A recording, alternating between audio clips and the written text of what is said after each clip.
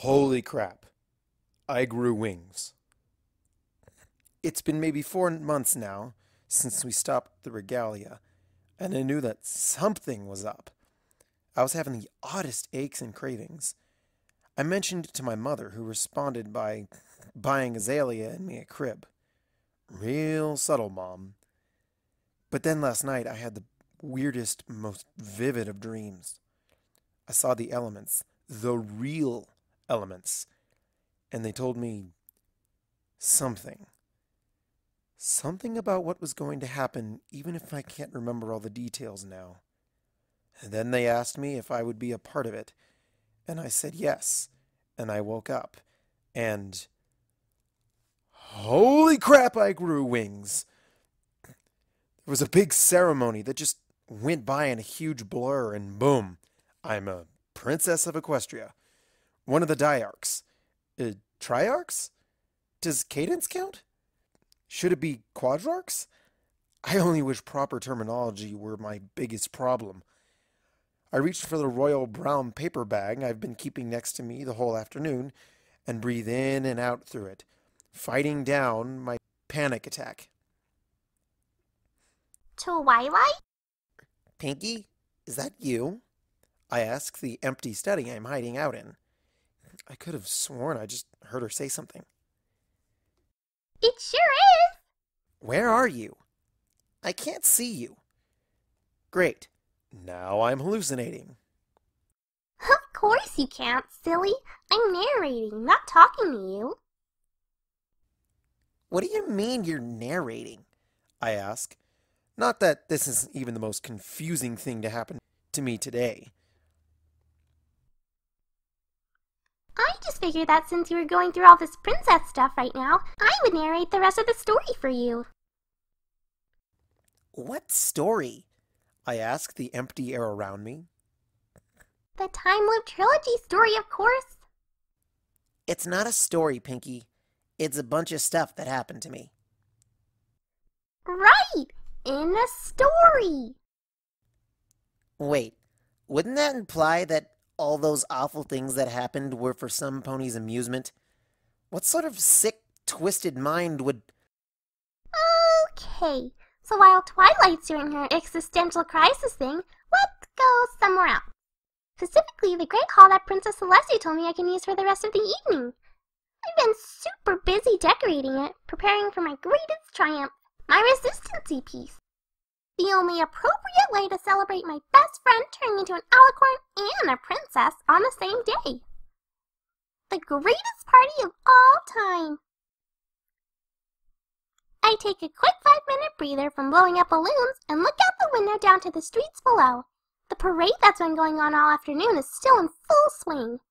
Parades are super fun. They're like parties that move. Not quite as much like a party that moves as my Partymobile is. Some new bestest friends of mine who said they were from a place called Hasbro gave me the plans for free as long as I promised to drive it around Ponyville once in a while. Wasn't that nice of them? But still pretty nifty. Vendors on the street corners are selling commemorative plush baseball bats, and a swarm of laughing fools run around learning how much fun it is to hit things with them. A lesson that surely could never backfire in any conceivable way. I gave them the idea since Chief Royal Advisor Homerun will be around the palace all the time now. Twilight didn't want to appoint him at first until I told her for the 57th time that she totally had to because, of course she totally had to. She finally gave in and promoted him on the spot with the promise that if he ever told her to do something, she would do it. Or start seeing a therapist. There's a knock on the door and my super big smile gets a little less super big because I'm confused. The party doesn't start for another hour, so I would guess be here already. I open the door and there's a Pegasus in some overalls with a wrench cutie mark. Hi there. He says. I got a call that you needed some pony to service a ceiling fan. I think for a moment, but then shake my head. Nope, this party's already gonna have tons of fan service. But come back later for some cake. With that, I close the door and get back to work. This is gonna be epic. And so then, Azalea said, I think we both knew it would come down to this. and she grabbed her katana as she wiped the wet hairs from her mane out of her face. And Luna picked up her broadsword and she said, "Yes, it's really the only way it ever could have ended." They glared at one another, and at some unspoken signal they started charging over the top of the Zeppelin through the blowing wind and rain, just as soon as they were about to clash, suddenly. Miss? Interrupts the pony. I'm telling the greatest story ever, too. What does any of this have to do with my question? I tilt my head. What question? I asked you where the bathroom was 10 minutes ago. Oh, it's over that way. So anyway, they were right about to start the sword fight to win Twilight's love when... But the pony I was talking to had already run off in the direction I pointed. I sigh. The party is hopping, especially the special section for bunny rabbits. But we're almost an hour in and there's still no sign of the guest of honor. I walk over to Rarity where she's been hanging out in front of the coat check for a while now. Hi, Rarity.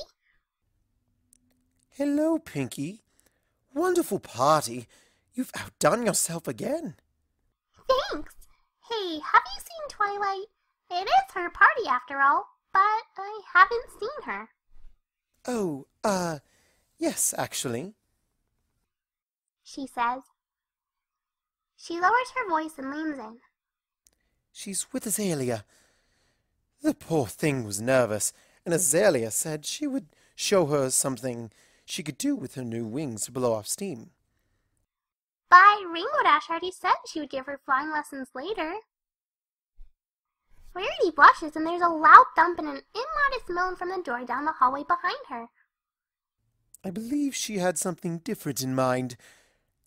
That's them in the closet. I'm, standing guard, as it were. They're in the closet? But they've been dating publicly for months now. Who do they think they're gonna fool? The literal closet, Pinkie. Oh, you mean they're having sex? Would you keep your voice down, please? Hisses Rarity. Speaking of Twilight and sex, I say, Rarity looks like she wants to fall over and die as I do. Has she ever told you about the thing she does with the weather vanes? I mean, it sounds crazy, like even crazy for me crazy, and that's pretty crazy. Perhaps we could discuss this when we have a bit more privacy. Huh? I look back over to Rarity from the especially shiny piece of confetti that distracted me from whatever she just said. Anyway, so I guess the first pony sort of leans back near the S and twists a hind leg up over their chest, while the other one grabs a W and... More changeling venom! Shouts the royal Canterlot voice from across the room. A host's work is never done. I'll have to tell you later. It's easier to describe with a flowchart anyway, I say. Rarity breathes a sigh of relief as I walk away, swinging past the bar to grab a fresh tray of shots before continuing on to the source of the voice. Princess Celestia and Morning Glow are sitting at a table nearby. Morning Glow has half a bottle of soda pop and an embarrassed grimace. Celestia is focused on constructing a small pyramid out of empty shot glasses. She's up to her fourth layer of them when she sees me approaching. Aha! Additional building materials. Leave the tray. Mom, stop. You're drunk, says Morning Glow. Celestia wrinkles her nose and eyes at him from her seat. I am merely enjoying myself on this momentous occasion. I used to drink your father under the table, you know. You should lighten up. She bursts into a melodious titter. Lighten up, because the sun. Oh, I should write that down. She looks over to me and instantly grows serious, draping a foreleg over my shoulder. Pinkie Pie, these shots are amazing. Their creation is the greatest service that you, and possibly any pony in history, have ever performed for Equestria. Well, my friends and I have also saved the world like 5 times now. Was it 5? I lose track sometimes. I remind her. She waves a dismissive hoof. These are better. I wish to reward you. Wow, my very own stained glass window? She scoffs. Oh, please. Those are for chumps. I just get a discount for ordering them in bulk. She wobbles a little in her seat. Is everything over here going okay? Says Fluttershy, slipping up behind me.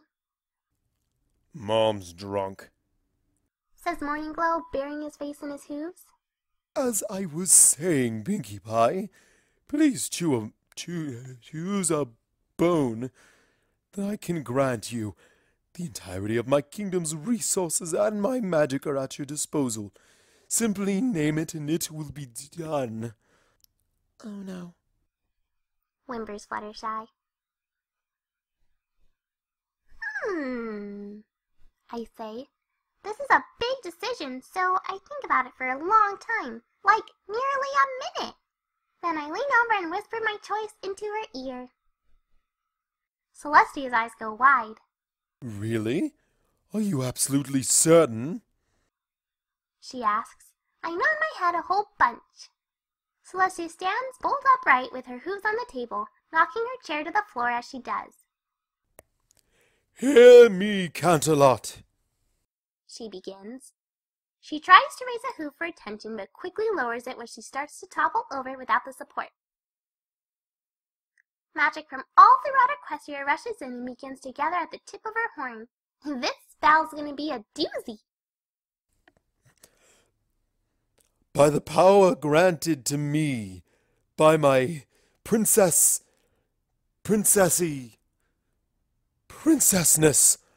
I have a decree to make.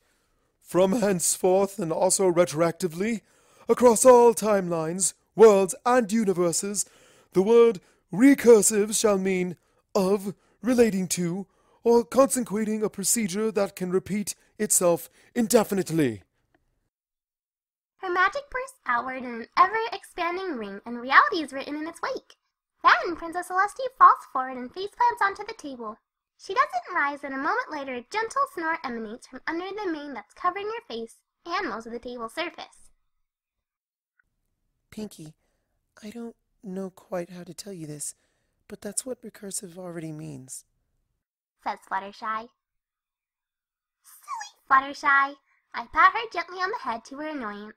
Of course that's what it already meant now! Fluttershy stares off into space, puzzling that over, but she's brought back to reality when something smacks into the side of her face. It's a multicolored ball that sticks there, the color seeping into her coat.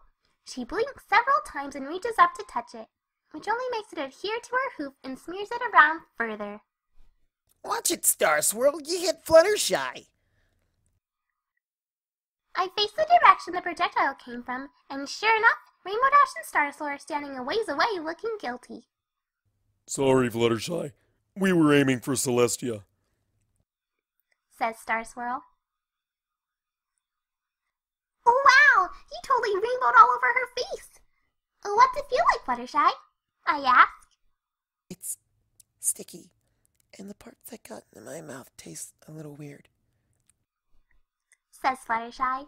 Star Swirl and Rainbow Dash grin at one another and does a quick little loop-de-loop that leaves a streak of rainbow behind her. Star Swirl's horn glows as he pulls the contrail out of the sky and mushes it into another ball. With a nudge, the ball goes flying and splots all over me. I look down at it and my eyes go wide. Oh my gosh! Now Rainbow Shy and Rainbow Pie are Pinkie Pie party canonical. How are you gonna choose, Dashy? Why would I choose? Asks Rainbow Dash. Me and Star Swirl are gonna rainbow every pony at this party before we're through. They're gonna need a team of Pegasi with mops to get it off the walls and ceiling. Oh, gracious. Do you two have the stamina for that? Asks Fluttershy. I do. We'll see if the old codger here can keep up with me, says Rainbow Dash. I may not be as spry as I used to be, but I make up for it with experience, says Star Swirl. We should make sure to rainbow Twilight first. It's her big day, and I want to rainbow her good and hard. Maybe a couple times. I don't know if Azalea would be happy about that, even if Twilight's open to the idea, I say. If she complains, we'll just rainbow her too, Says Rainbow Dash. If we rainbow the wrong pony, though, there's a chance we might catch something. You know, like a kick to the face. Points out Star Swirl. Do you think we need to use protection against that kind of thing? Rainbow wonders aloud. In my experience, as long as you stick to ponies who you trust and respect, that isn't an issue. Says Fluttershy. Just don't get pregnant. Her face goes red and she slaps a hoof over her mouth when she realizes what she just said and tries to shrink away. I don't know if we're still talking about the same thing we were when this started. She runs off before any of us can reply. Rainbow Dash and Star Swirl shrug to one another and head off to find a new target. I go ahead and bounce away to the next guest. Before I can reach them, an odd noise fills my ears. Kind of an ee-oo, sort of noise. I stop to listen to it, and as I do, a blue box begins to fade into existence. In front of me, the words, "Police Box," visible above the doors. The door opens and a brown earth pony sticks his head out. Well, certainly took long enough, didn't it? He asks. Hello, I'm the doctor. I'm the Pinkie Pie. Well, except for the thing with the mirror pond when I was one of the Pinkie Pies, but we got rid of them in a completely not at all morally questionable way, and now I'm the only one again. Ah, one of the bearers. I'm in the right place then. Listen, I don't want to alarm you. He glances around and motions for me to lean in closer, which I do.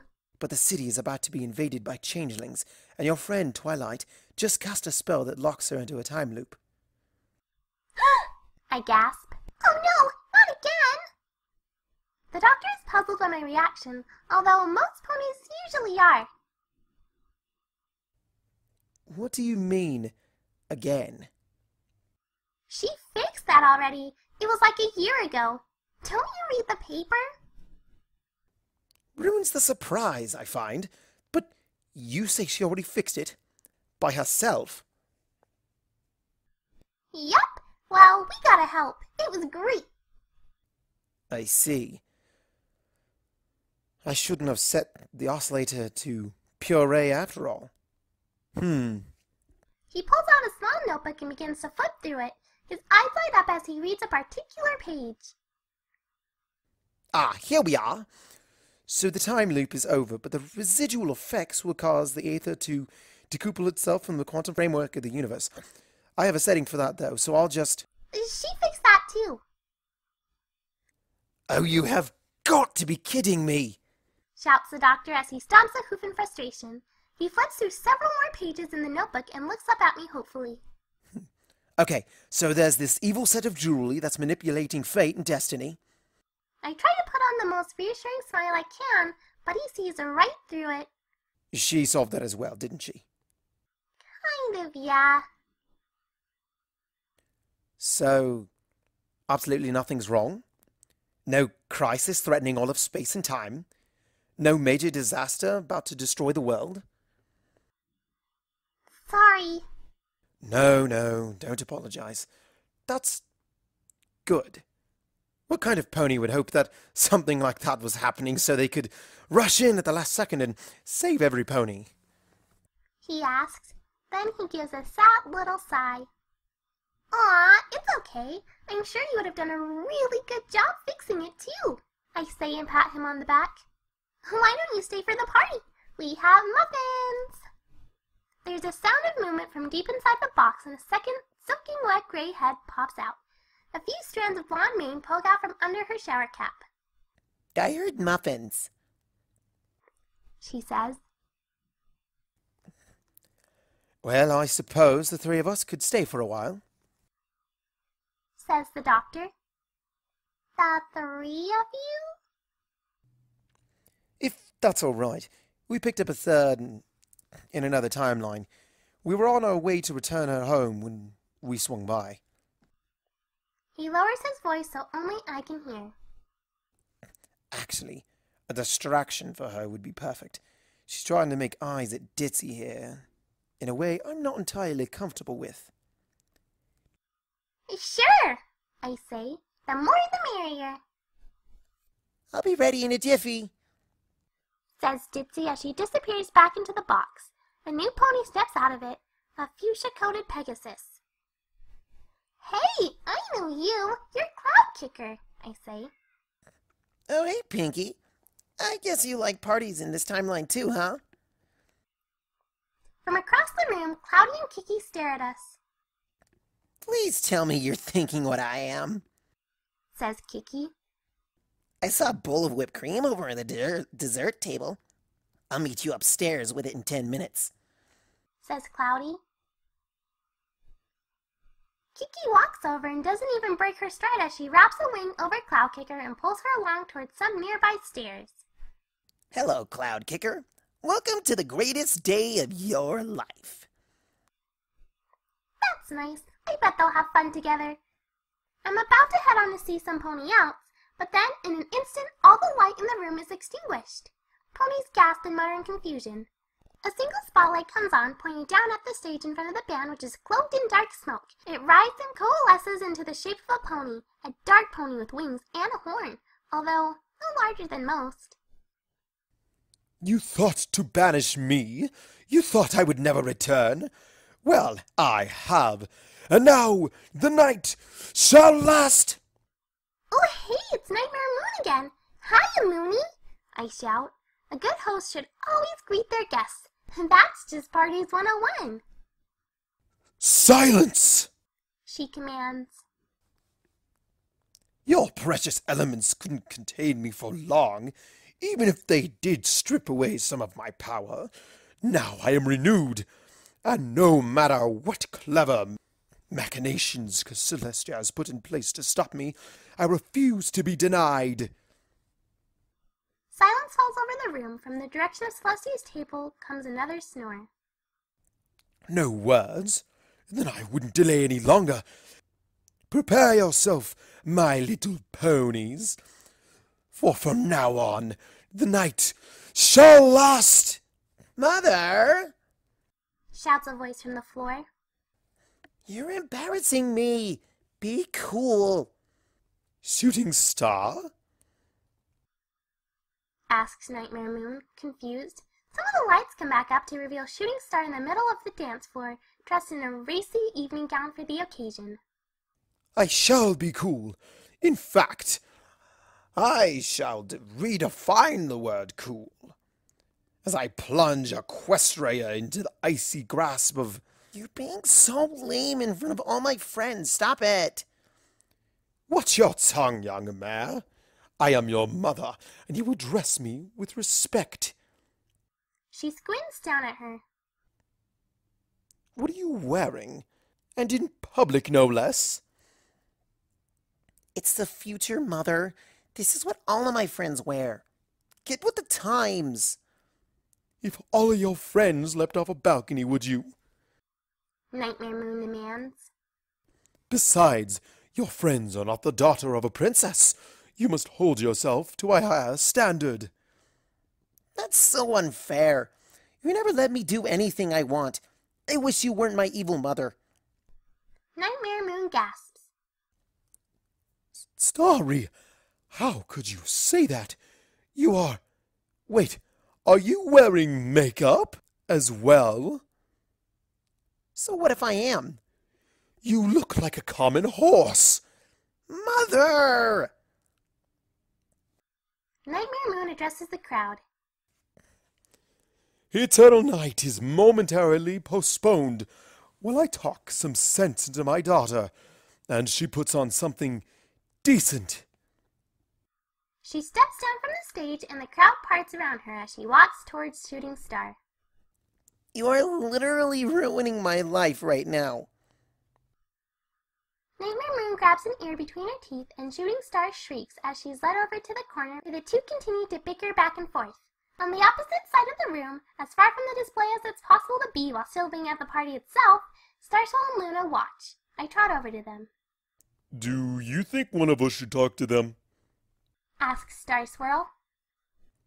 Do you want to? Starswirl looks over to his wife. Honestly, I think they deserve each other. Luna gives a little snort of laughter. Wow, it's so great that the three of you can all be together again here in the present, I say. Luna nuzzles the top of Starsoul's head and he gives a content smile. You know, even though you're totally dooming us all. They both stare at me. Pray tell, how have we done so? Asks Luna. Well, you're both from this timeline, but shooting stars from a different one she snuck out of when Starsoul and Twilight came to visit, right? I am uncertain as to why that matters. She lived a full life back in the past, but she had long since passed on when Shooting Star returned to us. But see, she didn't return, I remind them. So there's a timeline she's supposed to be in, but isn't. Well, I suppose that may alter their history in several ways, but it is an acceptable loss. Twilight's efforts saved our timeline. Others are of no consequence. But Starsoul can move between them, right? I can't believe that they're missing this. I thought it was so obvious. I guess my point is, what would you do if someone pony napped her away from you? Anything it took to get her back, Says Starsoul instantly. He and Luna look at one another and then back to Shooting Star. Then they turn and race out of the room. On second thought, they don't actually have to worry. After all, if that sort of thing happened, then this wouldn't be a trilogy anymore. I look out over the party I put together. Morningglow and several guards are trying to carry the unconscious Celestia out of the room and to bed, while a team of Magi and linguists argue over what exactly her spell did.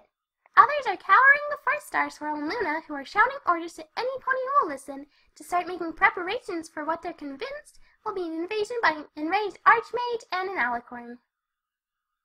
Meanwhile, Nightmare Moon and Shooting Star's argument is still going strong and has attracted a crowd of gawkers. Another crowd is gathered around Ditzy and the Doctor getting down on the dance floor. A globule of leftover rainbow that missed its target earlier peels off the ceiling and plops right into the punch bowl. Twilight Sparkle, newest princess of Equestria, chooses that moment to make her entrance from the door Rarity was watching. In all of the craziness, no pony even notices her. Greatest party ever?